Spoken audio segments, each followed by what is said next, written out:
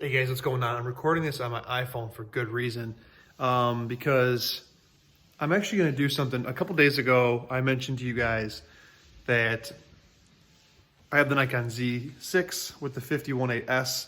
This body I think was like $1,600 new, and then the lens was like $600. So in total, it's a $2,200 setup, and it's been fantastic. It's mirrorless. It's got a fantastic sensor with amazing dynamic range. Autofocus I think is actually okay. This lens is super sharp. It's fantastic. It's great. IBIS. If I had any complaint, it'd just be like articulating screens. But other than that, this camera is fantastic. It can shoot amazing video, raw video, all that kind of stuff. But I asked myself, and I had free coupons from lensrentals.com. So I got this rental for like 20 bucks. How much better would it be with this combination? So you've got a 60 Mark II and the 51.8. I think used, this this thing is like $1,100, something like that. And so what I'm gonna do today is I'm gonna take a couple pictures. And I know this isn't like same for same. The sensor technology is different. The lens on the new camera, the new Nikon's a lot better. It's older technology, the focusing is different, all sorts of stuff. But I want to take a couple pictures, both in JPEG, with their standard profiles set up, and just show you guys what the differences are.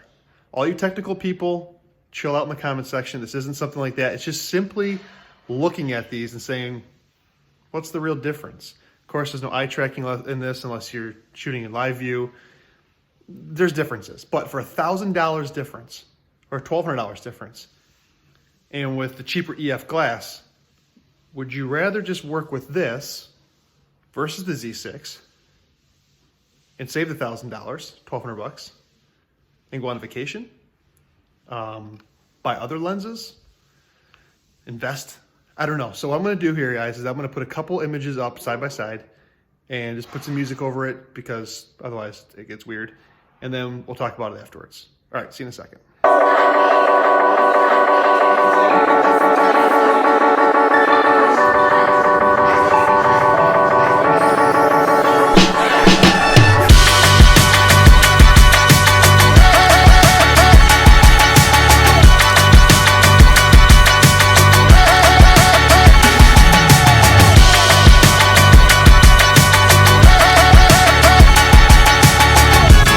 Future Eric here. I recorded and rendered this video out, and I forgot to tell you which one was which.